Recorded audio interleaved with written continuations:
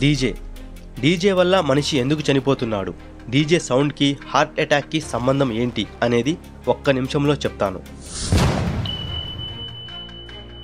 మనిషి చెవులు సాధారణంగా 85 డెసిబెల్స్ వరకు మాత్రమే సేఫ్గా తట్టుకుంటాయి. కానీ డీజేలలో వచ్చే శబ్దం 120 నుండి 140 డెసిబెల్స్ వరకు ఉంటుంది. చెవిలోని కోక్లే అనే భాగంలో వెంట్రుకల లాంటి కణాలు ఉంటాయి. ఇవి డీజే నుండి వచ్చే అధిక శబ్దం వల్ల తెగిపోయి విద్యుత్ షాక్ లాంటి సిగ్నల్ను నాడీ వ్యవస్థకు పంపుతాయి. మన చెవులు, మెదడు, హృదయం ఆటోనామిక్ నర్వస్ సిస్టమ్ ద్వారా అటాచ్ అయి ఉంటాయి.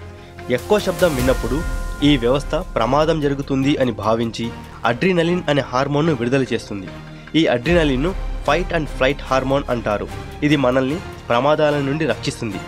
డీజే సౌండ్కి ఇది ఎక్కువగా విడుదల అవ్వడం వల్ల హార్ట్ బీట్ పెరిగి బీపీ ఒక్కసారిగా పెరుగుతుంది. ఇది హార్ట్ రిథమ్ని గందరగోళానికి గురి చేస్తుంది. అరైథ్మియాగా మారుతుంది, అంటే హార్ట్ అసమానంగా కొట్టుకుంటుంది. ఇది కొద్ది సెకండ్లలోనే హార్ట్ అటాక్కు దారితీస్తుంది.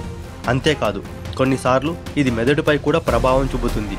దీనివల్ల ఫిట్స్ కూడా రావచ్చు, అంటే మెదడు కంట్రోల్ కోల్పోయి శరీరంలో ఆకస్మికంగా కుదుపులు వస్తాయి. ఈ విధంగా ఆనందాన్ని కలిగించే సంగీతం మనిషి ఆయువు తీస్తోంది. ఈ ఇన్ఫర్మేషన్ నచ్చితే వీడియోను జస్ట్ లైక్ చేయండి. ఇలాంటి కాన్సెప్ట్ ఉండే వీడియోలు మన ఛానల్లో వస్తాయి. ఛానల్ను సబ్స్క్రైబ్ చేసుకోండి. ఛానల్లోకి వెల్కమ్.